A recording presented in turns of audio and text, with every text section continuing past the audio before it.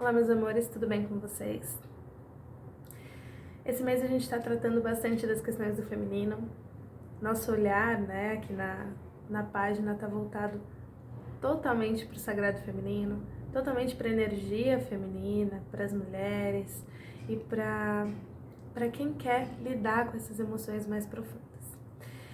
E aproveitando todo esse movimento que está acontecendo em torno da série Uma Nova Mulher, eu vou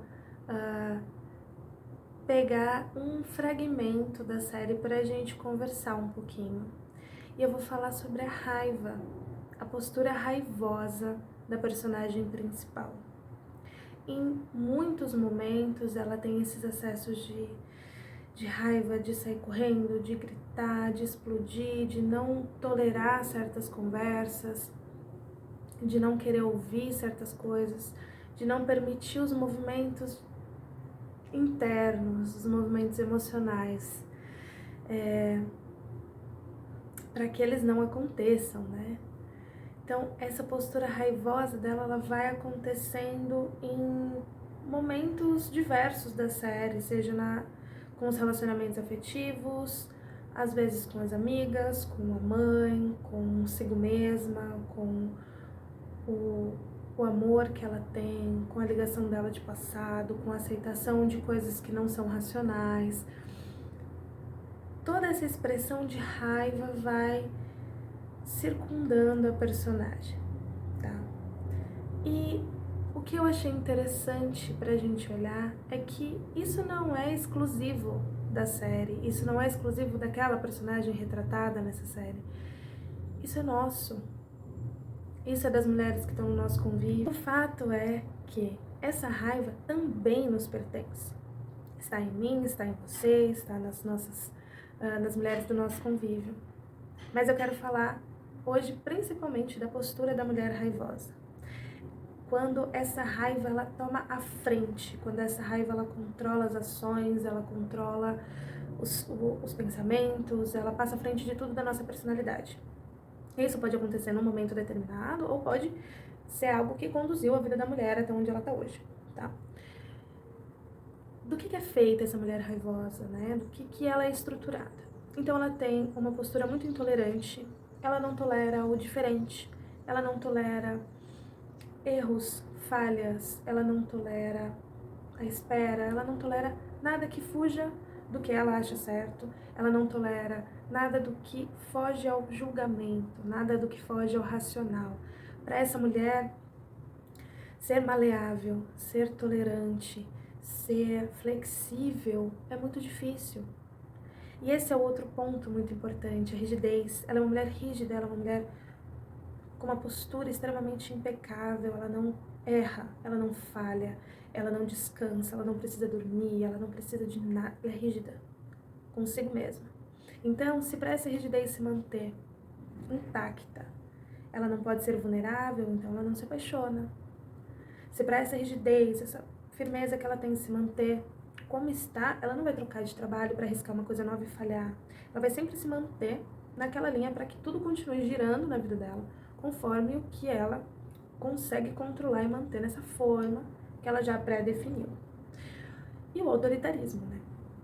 É uma mulher que não pede, ela manda, ela exige, ela ordena dos relacionamentos, do convívio familiar, não importa se a pessoa tá acima, se tá abaixo, ela manda, ela não pede. E ela pode ser muito educada, mas a fala dela expressa essa autoridade. Tá? Então essa mulher, ela é uma sargentona, ela não admite nada fora daquilo que ela acha que é o correto para ela e para os outros, tá? Então ela provavelmente olha para outras mulheres e de alguma forma compete com elas, porque a minha moral é mais impecável do que a sua, porque a minha postura de trabalho é melhor do que a sua, porque o meu desempenho é melhor do que o seu. E ela compete também com os homens. Ela briga com os homens, ela exige do masculino muito mais do que ele poderia dar, muitas vezes. Ela não tolera os erros, ela não tolera as faltas, ela invalida, para não sair daquela postura, daquela impecabilidade.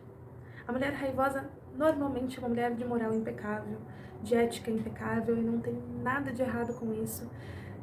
Você ser ética não quer dizer que você é raivosa, mas normalmente uma mulher raivosa, ela procura ter essa ética intacta. E ela acaba vivendo num molde tão duro, de tanta autocrítica. Ela não pode sair da linha, ela não pode fazer nada diferente do que ela acha que esperam dela, do que ela mesma espera dela. As regras são tão claras que ela não pode sequer respirar fora disso, né? Ela não pode se permitir um momento de prazer, um momento de lazer, sem que no minuto seguinte essa raiva que ela tem dentro dela se volte contra ela mesma, fazendo com que logo depois ela se coloque numa jornada quádrupla de trabalho, com que ela tenha que fazer 1001 coisas, com que ela se puna de alguma forma. A raiva da mulher, ela não é só apontada para fora. Se ela está apontada para fora, porque ela também está apontada para dentro. Uma mulher que tem intolerância consigo, ela tem com o outro. Quando ela tem com o outro, ela tem consigo. É impossível não ser assim. O movimento, a existência do feminino é dessa forma. Não existe uma mulher que cobre do outro se ela não cobra dela mesma. Agora, por que disso? Da onde veio isso? Da onde é que sai tanta raiva? Sem nenhuma sombra de dúvida vem da dor. Da dor de ter tido uma mãe que ela julga faltante, da dor de ter tido um pai que ela julga faltante, da dor de ter sofrido algum fracasso, algum abandono, alguma frustração consigo mesma. E agora que a gente entende os pilares dessa raiva feminina, o que a gente tem que entender? O que é muito importante que a gente entenda e faça? Essa raiva e essas posturas que a gente citou aqui, que é a autoridade, a rigidez, a intolerância, elas são a ponta do iceberg de alguma dor. Não existe essa postura de raiva, de intolerância, de rigidez, sem uma dor acontecendo no pano de fundo, tá? Vou dar um exemplo, tá? Então eu quero que você imagine uma mulher já mais velha, que ela é extremamente intolerante com a liberdade feminina, a liberdade do corpo feminino, o prazer feminino, a demonstração de autoridade feminina, não pelas vias que ela conhece, mas pelas vias do eu posso. Olha, eu tenho um corpo, eu posso existir, eu posso ter prazer, eu posso me vestir como eu quero, eu posso me relacionar como eu quero. Isso, para essa mulher, visualize essa mulher como vier na tua cabeça. É uma grande afronta. Não é permitido, não agrada aos dogmas religiosos dela, é abominável, tudo que você conseguir pensar. Ela traz esse julgamento. Por quê? Porque essa mulher, lá quando nova, quando pequena, recebeu uma enxurrada de julgamentos errôneos, indevidos, como se ela estivesse ferindo a moral da família por ter supostamente se relacionado com alguém, como se ela fosse a vergonha para a família dela porque ela supostamente desenvolveu um afeto por um homem. E isso ficou para ela como uma dor. Ela não trabalhou esse julgamento que ela recebeu, ela enrijeceu, virou uma couraça. E na hora agora dela olhar para outras mulheres que são livres, libertas e se permitem e vivem como querem, para ela isso é um grande absurdo, isso é uma afronta, porque ela não teve a oportunidade de escolher ou não viver isso. Ela recebeu uma ordem: olha, se você fizer diferente disso que nós esperamos, para nós vai ser uma dor terrível, não cause em nós essa dor. E ela tomou para ela esse julgamento, esse apontar de dedos que foi errado, que foi indevido naquele momento. Ela se sentiu acusada injustamente. Então percebe o quanto isso molda uma mulher, o quanto isso colabora para as feridas. O que a gente tem que fazer é olhar para as nossas feridas com amor, com acolhimento, com coragem, com força de olhar para dentro, com força de chorar o que tem que chorar, que não é fácil. Não é fácil olhar para dentro e perceber que tem tanta coisa aberta para ser, né, para ser cuidada, para ser ressignificada, para ser direcionada.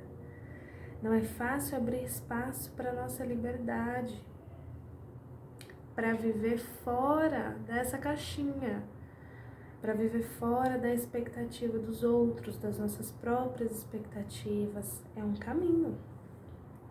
É um caminho deixar essa dor acontecer. A dor do julgamento, a dor da falta, a dor da falha, a dor que aquele pai, que aquela mãe causou, a dor que alguém do nosso convívio fez com que brotasse na gente. Essa dor, ela precisa finalmente ter espaço. E aí, quando a dor ganha espaço, a raiva vai diminuindo, ela vai se tornando menor. Por quê? Aquilo que estava por baixo agora finalmente tem espaço de acontecer, tem condição de se manifestar. E esse é um caminho e um caminho eficaz de cura do feminino. Muito mais eficaz do que outros métodos, enfim. Eu não quero discutir sobre isso, mas o que eu quero dizer é que a permissão para que doa, para que a dor e que o trauma exista, é o que vai fazer com que a raiva amenize, diminua, com que a gente se desarme, com que a gente volte a ser vulnerável diante da vida, diante dos relacionamentos, diante das pessoas. Esses controles imaginários que a mulher raivosa tem, essas rédeas, são muito mais para ela própria, para ela se manter dentro dessa linha que ela sente que é o certo, que ela sente que é o que tem que existir, que a única forma dela existir é essa. E aí fica para você identificar qual é a razão da tua raiva. É um abandono parental? É um abandono amoroso? É uma frustração? É uma angústia? É uma insuficiência? É um medo de decepcionar alguém? De onde é que está nascendo a tua raiva? De qual sentimento está nascendo a tua raiva? É medo do quê? É medo de quem? É medo de qual circunstância? É da infância, é da adolescência, já da fase adulta? Da onde que tá vindo isso? E o caminho de volta, um caminho de equilíbrio pro feminino é tolerar. Ser maleável, conseguir não apontar o dedo, conseguir respeitar as decisões dos outros e as suas próprias vontades, conseguir entender que todos têm desejos, inclusive você, e nem sempre eles vão estar de acordo com as expectativas de terceiros. É conseguir observar mais do que controlar. E se deixar conduzir vai acontecer um pouco mais pra frente, mas observar é o primeiro passo. Em vez de querer manter tudo ali no controle, não observa. Sai dessa postura de linha de frente e observa como as coisas estão acontecendo. E deixa as coisas acontecerem, né? Desenvolver empatia no lugar da autoridade, desenvolver uma fala mais tranquila, ainda que você esteja num lugar de liderança, ainda que você precise dar ordens, mas a empatia, ela vem de um lugar, de uma fala que tem espaço para escutar também. poxa, peraí, eu preciso ordenar, eu preciso mandar, eu tenho que dar resultados, ok. Mas eu posso entender também o momento daquela pessoa, eu posso pedir dela o que ela pode me dar. E aos poucos ir buscando entender, ir aprofundando e compreendendo os pilares da tua raiva. O que desenvolveu a raiva na tua personalidade, na tua vivência, na tua existência. Tá bom, queridos? É isso. Um grande beijo.